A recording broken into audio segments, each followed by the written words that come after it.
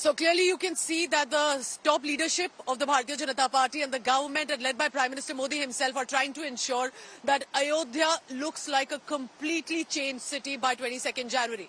Abhishek Mishra, my colleague, has been reporting from Ayodhya as well.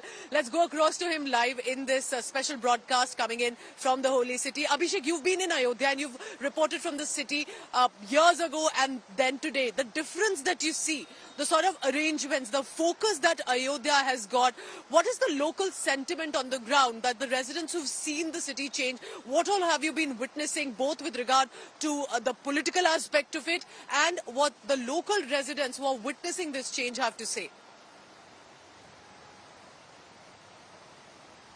Well, Pooja, one thing is very clear as far as this Ayodhya transformation is concerned, that it has gone up to the hearts of people. And that's why we have seen the voluntary participation in every event, every drive, every movement, and, any kind of work which is currently happening in Ayodhya. Indeed, there is a big change in Ayodhya, not just infrastructure-wise, but also the perspective of people have changed towards the city.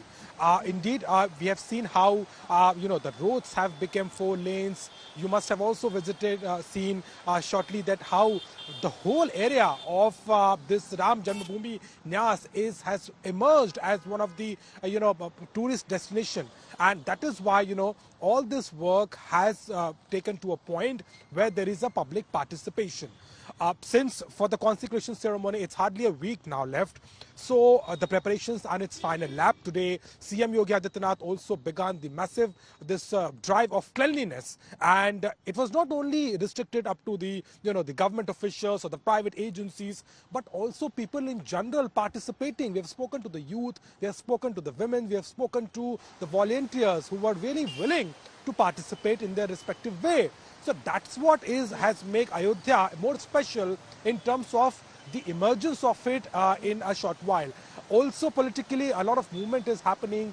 Tomorrow we are expecting a Congress delegation who is going to come to Ayodhya and they are going to take the holy dip in the Saryu River. Alongside, the politics is also happening, but the sentiment are high.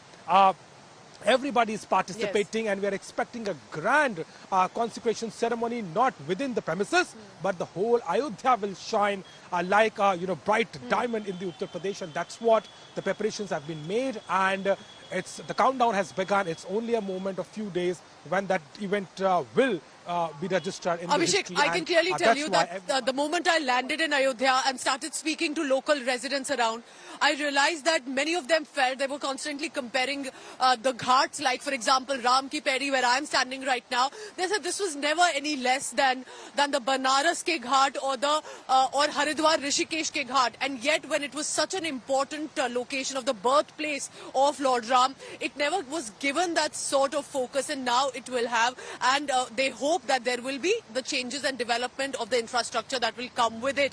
Thank you so much. Abhishek Mishra will be constantly sending us ground reports from Ayodhya.